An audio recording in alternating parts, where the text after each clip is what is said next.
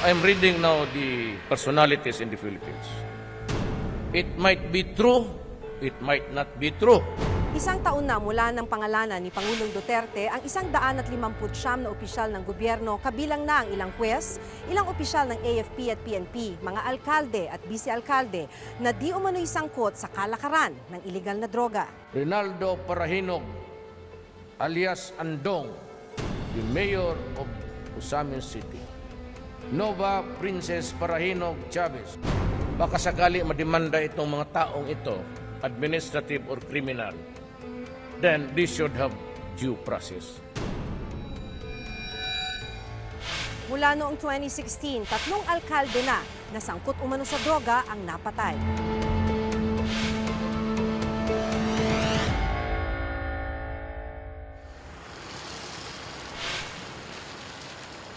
Narco-politics. Tingnan nyo, sino mga mayor ngayon? Mga mayor na nanalo. Mga nanalo din sa Red Money. Inabangan noon ng Reporter's Notebook ang pagpunta sa Camp Crame ng mga binanggit na opisyal. Mahigit 20 lokal na opisyal ang nagpunta, kabilang sina Datu Saudi Ampatuan Mayor Samsudin Dimaukom at Ozamis City Mayor Reynaldo Parahinog, kasama ang kanyang anak na si Nova Princess. Nakakalungkot nga lang minsan no, na may mga tao na mga oportunista na namamantala sa programa ng ating presidente na naghahatid ng mga maling detalye. Nauna nang nagpunta sa Camp Crame ang isa pang binanggit na si Albuera Mayor Rolando Espinosa Sr. noong August 2016. Iginiit niya noon na ang kanyang anak na si Kerwin ang sangkot sa iligal na droga. Nagkadto sa kumayo. Surrender na lang ta. Surrender na lang. August 4, 2016, isang engkwentro ang naganap sa pagitan ng mga tauhan ni Mayor Rolando Espinosa Sr. at pulis sa kanilang compound sa Albuera, Leyte. 6 sa tauhan ng mga Espinosa ang nasawi. Natuklasan naman ang bulto-bultong shabu na nagkakahalaga ng 88 milyong piso at ilang matataas na kalibre ng baril. August 24 nang huling makita si Mayor Espinosa sa opisina ng hepe ng Albuera Police. So ang sa atin naman, tinatanggap natin pero with kondisyon na talagang kung mapaposto niya sa atin, ilalantad niya lahat ang nalalaman niya.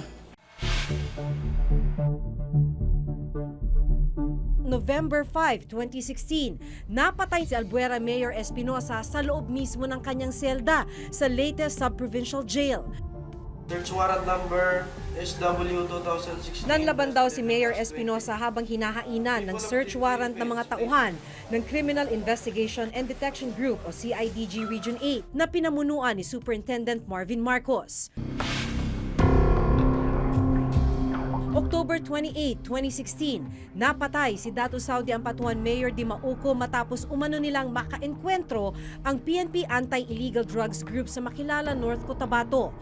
Magde-deliver raw noon sina Dimaukom ng droga sa Cotabato. At nito lamang nakaraang July 30, 2017, napatay sa isang raid sa loob mismo ng kanilang bahay si Ozamis City Mayor Reynaldo Parahinog Sr.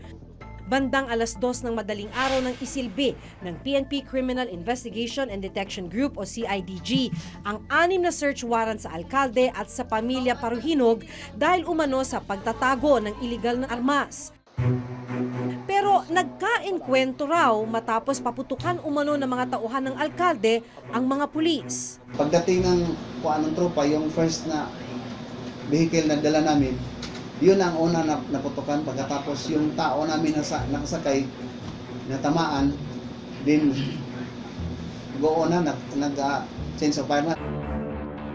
Sa mga larawang ito na nakuha ng GMA News, makikita ang mga bangkay matapos ang raid sa bahay ng pamilya Parahinog noong July 30, 2017. Sa guardhouse napatay ang 2 tauhan ng mga Parahinog. Sa labas ng bahay ng Parahinog, nakahandusay ang 3 barangay tanod. May mga kuha rin sa isang tauhan ng mga Parahinog na naputulan ng paa at mga patong-patong na bangkay. Tama ng bala sa dibdib ang ikinamatay ni Mayor Parahinog. Ang kanyang asawa namatay naman dahil sa sumabog na granada. Sa kabuuan, umabot sa 16 ang namatay sa madugong raid sa Ozamis City. Ayon sa PNP, ang kampo ng mga paruhinog ang nagpasabog ng granada sa loob ng bahay ng alkalde. Pero itinanggi ito ng kampo ng mga paruhinog. Makikita pa ang bakas ng pagsabog nang mapasok ng GMA News ang loob ng bahay ni Mayor Reynaldo Paruhinog. Nakumpiska sa bahay ni Reynaldo Sr., Nova Princess at Reynaldo Jr. ang matataas na kalibre ng baril, mga granada, mga bundle ng pera at droga. Ang issue rito, number one, tama ba yung pagsagawa ng paghalughog o yung search? O nagkaroon ng labis na karahasan? Naging resulta ay patay ang 16 na tao. Pangalawa, talaga bang may drugs doon o planted? Kung sinasabi nilang may kinalaman sa droga, well, by all means, idemanda, dalhin sa korte. Pag napatunayang guilty, abay di ikulong. Korte na, wala na. Ang sa atin lang ma-inform natin na we have search warrant, armed ng search warrant ang CID tsaka sa PNP dito sa Ozamis na nag-implement yung araw na yon. Ayon naman sa kampo ng mga paruhinog, rub out ang nangyari. Yun nga po sinasabi namin rub out o massacre sa dami ng napatay. Kasi 16 po eh dapat pong tingnan. Ano siya to kill? Ganon talaga yung mga style, mga version ng... Hindi na natin pakinggan yung kasi isirain nila doon sa korte kung ang credibility natin. Pamatay na sila.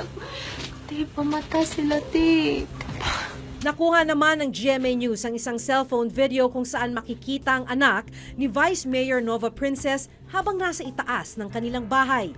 Makikita rin na may kasama silang sanggol. Obvious naman po na may mga minor de edad doon. Kung talagang sinorveillance po ng pulis yung mga bahay na kanilang ni-raid, malalaman po nila na yung mga anak po ni Vice Mayor Paruhinog ay minor. Naaresto ang anak ni Mayor Paruhinog na si Ozamis Vice Mayor Princess Nova Paruhinog et Chavez. Kasama rin sa inaresto ang kapatid ni Nova Princess na si Reynaldo Paruhinog Jr. Noong August 3, sinampahan ng Department of Justice o DOJ ang magkapatid ng kasong paglabag sa Comprehensive Dangerous Drugs Act at Comprehensive Firearms and Ammunition Regulation Act. Kasalukuyan silang nakadetain sa Camp Crame. Iniimbestigahan ngayon ng Commission on Human Rights o CHR kung may nalabag na protocol sa pagsuserve ng search warrant sa mga paruhinog. Malaking bagay sana yung mga CCTV kasi kung sinasabi nga nila na wala naman talagang irregularidad na nangyari, ito pa sana ay naging depensa nila at nagamit nila para mapatunayan na walang irregularidad. Samantala, ang Pangulong Duterte iginiit na lehitimo ang ginawang operasyon ng mga pulis. Because a warrant of arrest can really be served any time of the day or night, and I will stand by the police there. Wala naman nagtatransaksyon, nag-unload ng sabaw ng araw in public view. That's crazy. 20 taon nang nanunungkulan ang pamilya Paruhinog sa Ozamis City. Taong 1997 nang unang tumakbong councilor si Reynaldo Aldong Paruhinog. Hanggang noong 2001, tumakbo at nanalo siyang alkalde ng Ozamis City. Nasa ikalimang termino na siya bago napatay.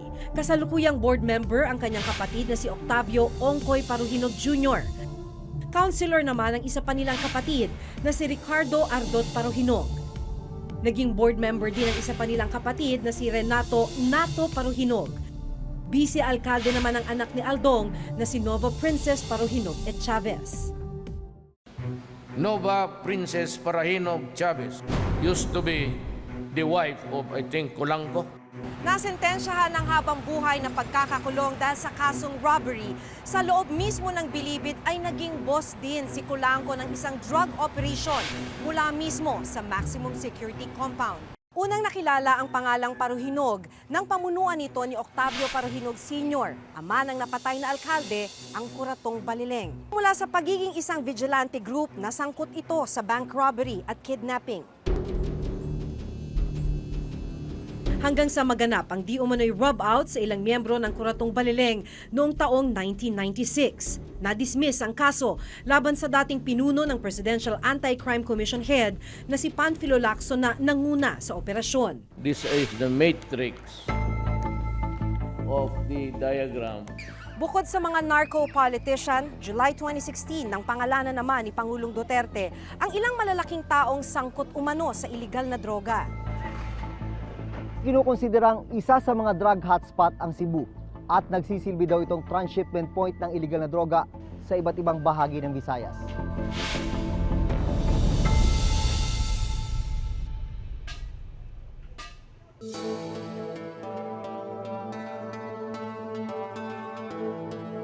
This is the matrix of the diagram.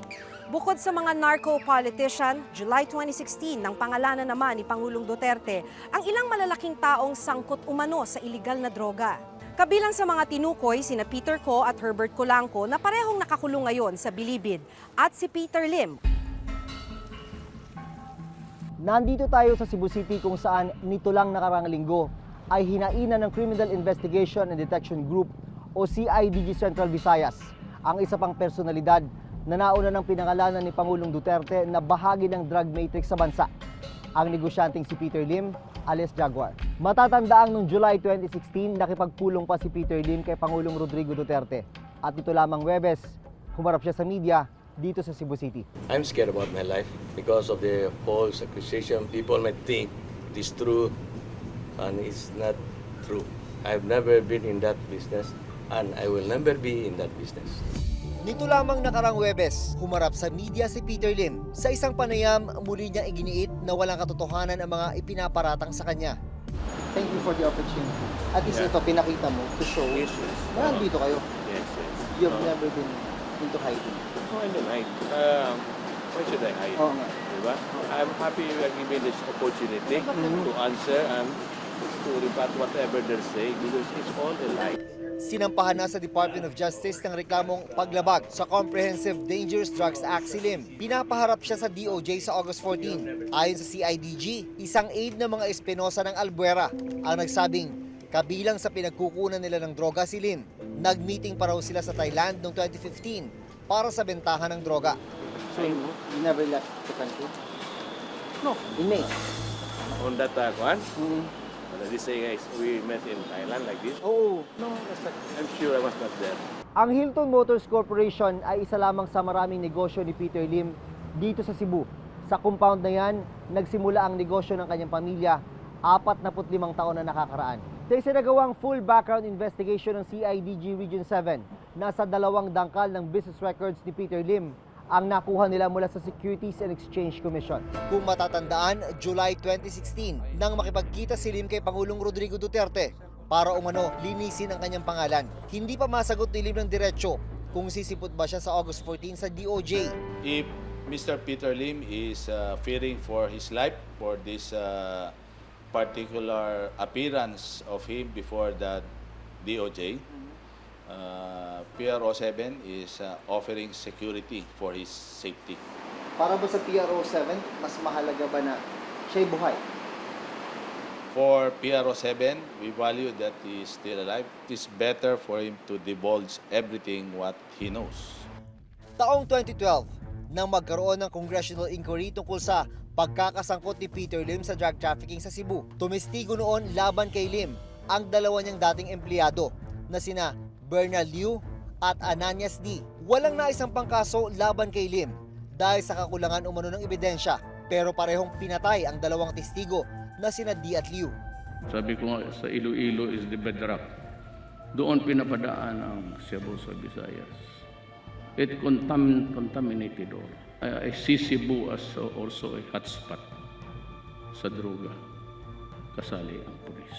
Sir, ang presidente po yung nagsalita. Kino-consider niya itong area niyo as hotspot sa droga? I consider that as a challenge in my leadership that we will turn around that perception that Cebu is considered drug hotspot. Kaya naman, mas pinaigting raw ang laban kontra droga sa syudad.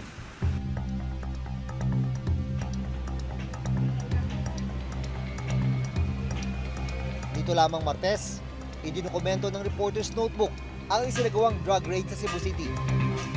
Unang pinasok ng mga otoridad ang bahay na ito sa barangay Subang Dako, Mandawi City. Nahuli ang di umano'y 31 taong gulang na tulak ng droga at ang 3 di umano'y drug users. Bakit may mga shabu kayong ano? Ba't kayo gumagamit ng shabu?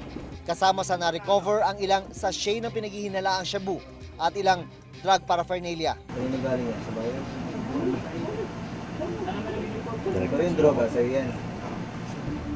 Sa isa pang buy-bust operation sa barangay Calderohan, nahuli naman ang isa pang di umano'y tulak.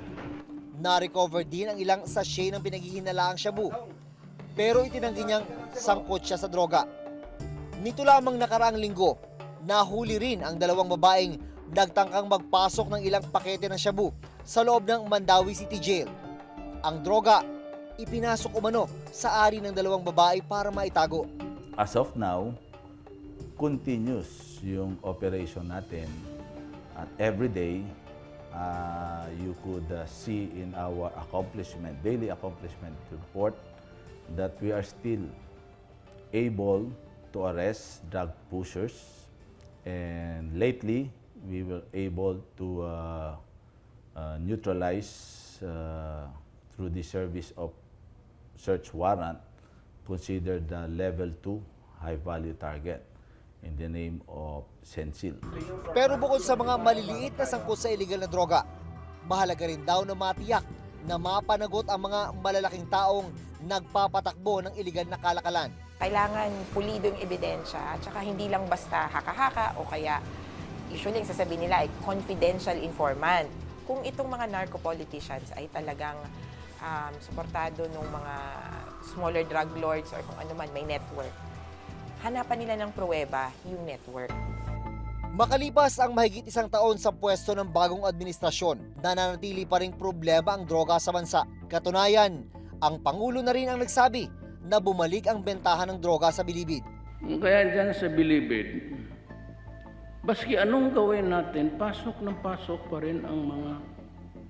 And because ang droga bumalik na naman, ito lang kasi ang kapital. And I have to be frank, mostly Chinese. Pag nakapasok ang cellphone dyan, negosyo talaga. Sa patuloy na pagkakaroon ng drug trade sa bansa, malaking hamon daw ngayon sa administrasyon na patunayang epektibo ang kampanya kontra droga. We will perform our mandate, not just drugs, but for the benefit of the Filipino people. Yun ang personality ng ating Commander-in-Chief. Ang kanyang nagiging utos ay para ma-encourage, magabayan yung miyembro ng Philippine National Police sa pagtupad ng tungkulin.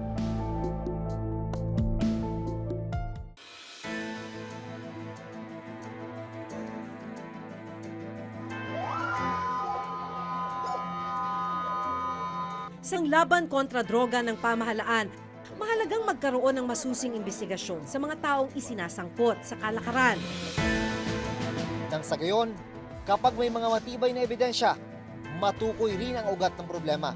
Hanggang sa susunod na Huwebes, ako si Maki Pulido. Ako si Jun Veneracion at ito ang nakatala sa aming Reporter's Notebook.